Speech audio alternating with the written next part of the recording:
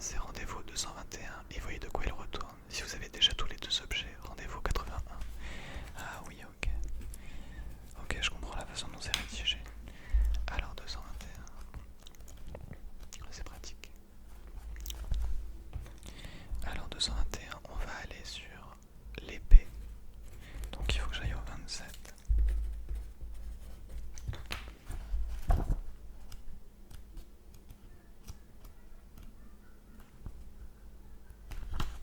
L'épée est une épée magique et elle vous aidera à combattre. Aussi longtemps que vous servirez de cette épée, vous pouvez augmenter de 2 points votre total de départ en matière d'habileté. Ah, mais là ça précise bien le total de départ. Vous pouvez également ajouter 2 points à votre total actuel d'habilité. Vous gagnez également 2 points de chance pour retrouver cette épée.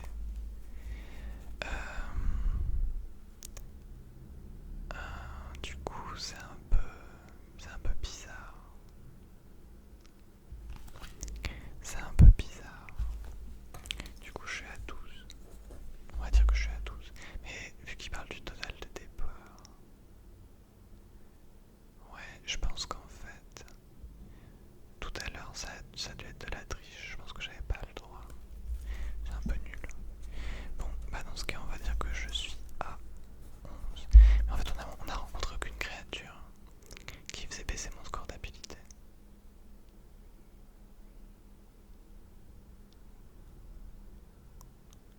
D'accord.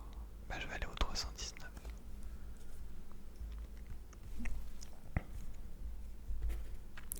Et en fait, le 319, il va me dire d'aller au 81, si je me rappelle bien. Ouais, exactement. Donc on va au 81. Bon bah on a quand même récupéré du bon matériel.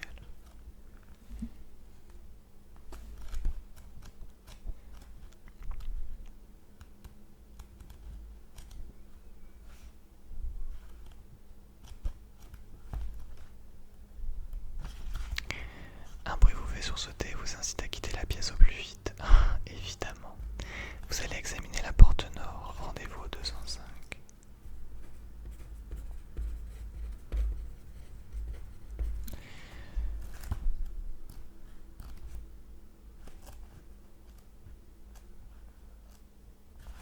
La porte s'ouvre et vous vous retrouvez dans une sorte de crypte obscure. L'endroit est vaste. Un autel est dressé à l'une des extrémités de la crypte et des cercueils sont posés çà et là sur le sol. Il y a une porte derrière vous dans le mur situé au sud et une autre dans le mur ouest. Si vous désirez fouiller cette pièce, rendez-vous au 254. Si l'endroit vous fait peur, vous pouvez le quitter par la porte ouest.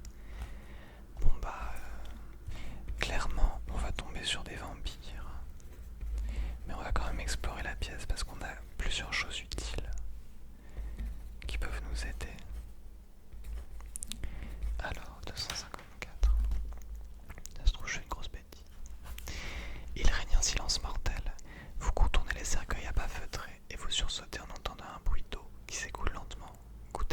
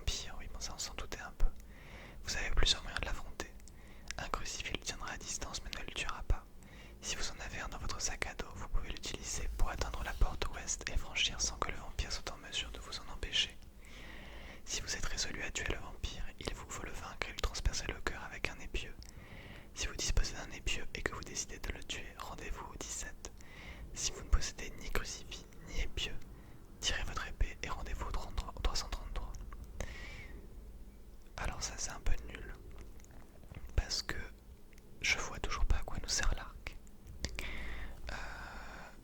J'ai quand même envie de l'affronter parce qu'à mon avis il a un trésor. Mais c'est un peu frustrant. Bah oui mais en fait, ouais non, je pense que je vais devoir... Enfin, non en fait, en gros il me dit clairement que je peux m'enfuir.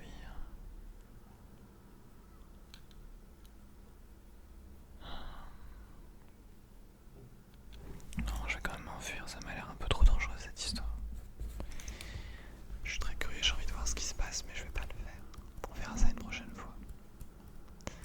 Alors je vais m'enfuir du coup. Vous vous trouvez dans un étroit passage est-ouest. À l'est, vous apercevez un croisement un peu plus loin. Vous partez dans cette direction, rendez-vous au 37. Bon, eh ben j'ai pas le choix. Alors, au 37...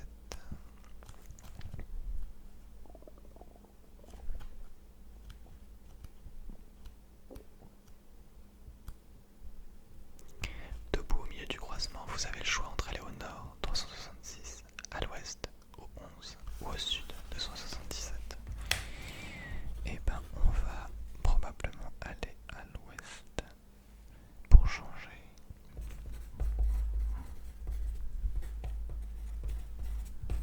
Je me note quand même les options. 277, c'est le sud. Alors on va à l'ouest.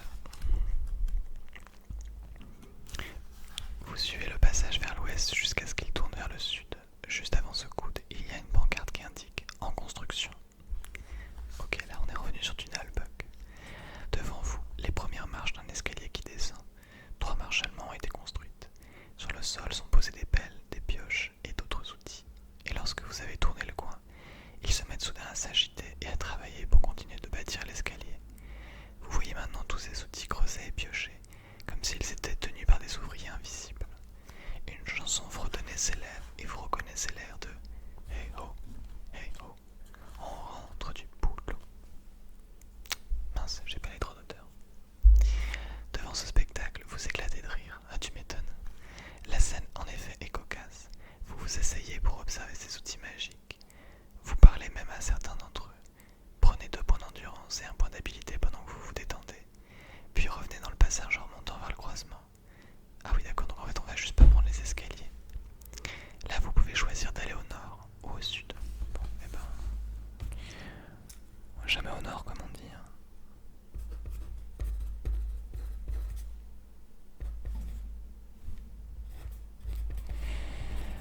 Alors, on va aller au nord, 366.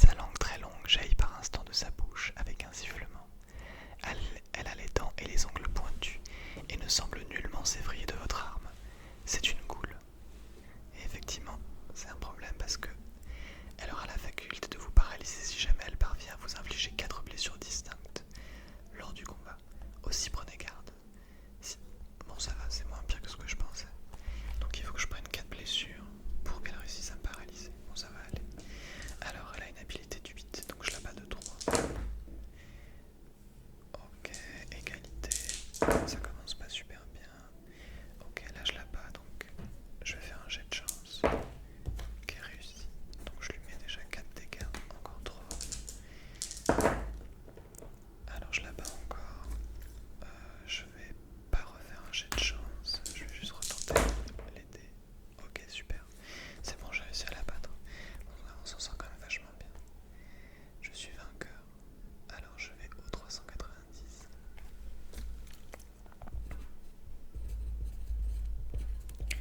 390.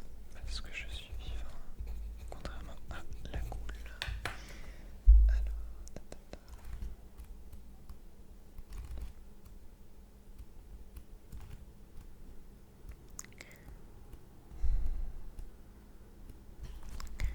La goule a un soubresaut et meurt à vos pieds. Vous fouillez son cadavre mais ne trouvez rien d'intéressant. Une paire de boucles d'oreilles valant environ une pièce d'or traîne dans une de ses poches. Vous pouvez les prendre. Si vous n'avez pas encore fouillé le premier corps, vous le faites maintenant. Vous trouvez 5 pièces d'or que vous pouvez également conserver. Ah, c'est trop bien. Alors 9 et j'ai des boucles d'oreilles. Ok. Alors vous avez le droit de vous reposer et de prendre un repas en ce lieu. Alors je vais prendre un repas. 6, ce qui fait que je vais passer à nouveau à 19 d'endurance. Je vais effacer les blessures, ça sera plus pratique. Hop, et on va faire pareil pour la chance.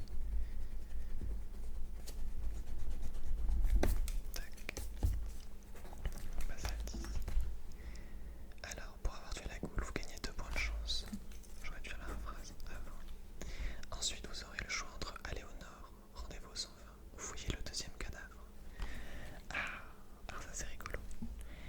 Alors 390, bah je pense qu'on va être vénal évidemment et puis on va fouiller le cadavre. 393. C'est pas la même option que tout à l'heure. C'est marrant ça. Alors on va faire ça, on va fouiller le cadavre.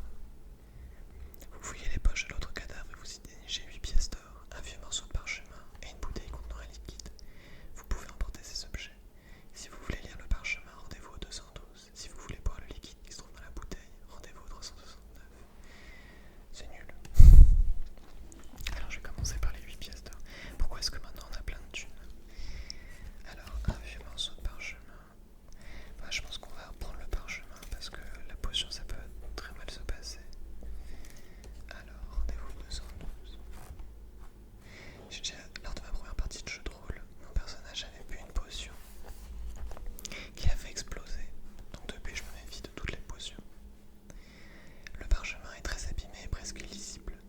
Il s'agit sans doute d'une carte au-dessus de laquelle on peut lire les mots. Le labyrinthe de Sagor. Ouais, on n'est pas très loin du donjon de Zangdar, quoi. Les seuls éléments que vous puissiez tirer de l'examen du document, c'est qu'il se trouve au nord une pièce désignée par les lettres G-E-R et une autre au sud à côté de laquelle figure les lettres N, N-S. Ok, alors ça je ne sais pas du tout ce que je vais en faire. G-E-R, N-S, ok. Vous pliez la carte et la glissez dans votre poche. Si vous n'avez pas encore essayé de boire le liquide contenu dans la bouteille, vous pouvez le faire, si tel est votre désir. Rendez-vous au 369. Dans le cas contraire, vous pouvez poursuivre votre chemin en direction du nord. Ben, franchement, je sais pas trop ce que je vais faire là. Je pense que c'est pas une bonne idée de boire une potion dont je ne connais pas la fonction. Donc, je pense que je vais directement aller au nord.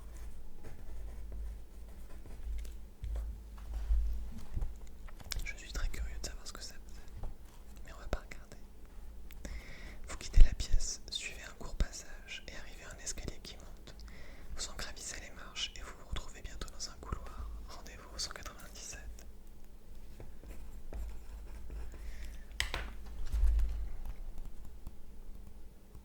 Je suis étonné qu'on ait tenu aussi longtemps. Au sommet des marches, le passage s'oriente brusquement à l'est. Vous vous arrêtez quelques instants pour vous repérer et vous entendez bientôt un grincement dans le roc, juste derrière vous.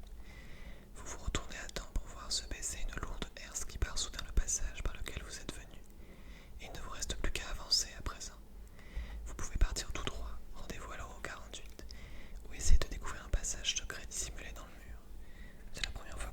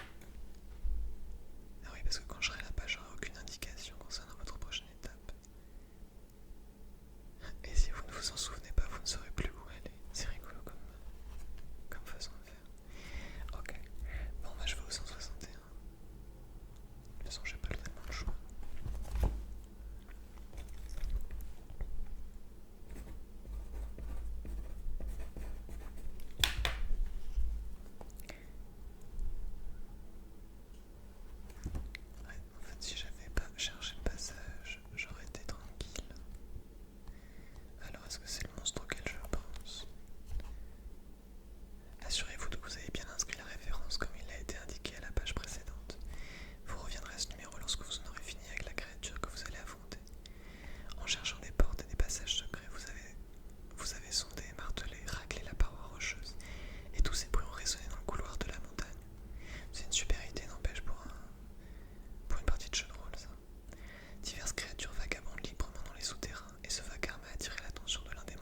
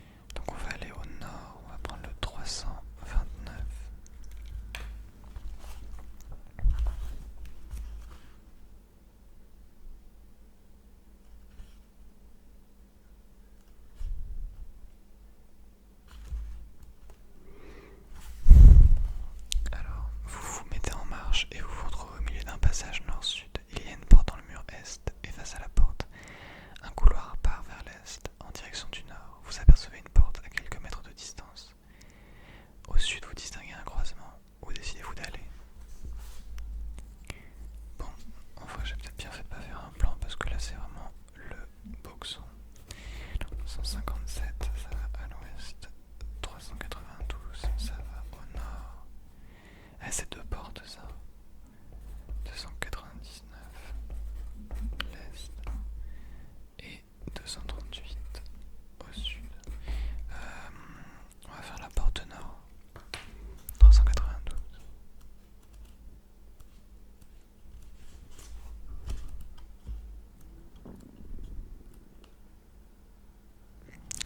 Je commence à avoir vraiment faim. Alors 392. Vous êtes dans un couloir nord-sud. Vous avez le choix entre aller au nord en franchissant une haute porte de bois ou prendre la direction sud. La haute porte de bois, c'est pas bon signe, ça veut dire que ce qu'il y a derrière a de grande taille. 329. Sud, en fait, ça me fait revenir sur mes pas. Bah, on va prendre la porte. On va prendre la porte, mais à mon avis, c'est une bêtise. 206. Vous entrez dans une grande pièce carrée. Au centre de la pièce, un vieil homme aux cheveux gris est assis à un bureau. Des papiers et des parchemins de toutes sortes s'entassent devant lui et il tient à la main une longue plume d'oie. Il est entouré de livres. Il y en a des milliers assignés sur les étagères qui recouvrent les murs du sol au plafond. Lorsque vous entrez, il lève les yeux vers vous. Va-t-il vous reconnaître? Si vous êtes déjà venu dans cette pièce, rendez-vous au 284. Sinon, allez au 341.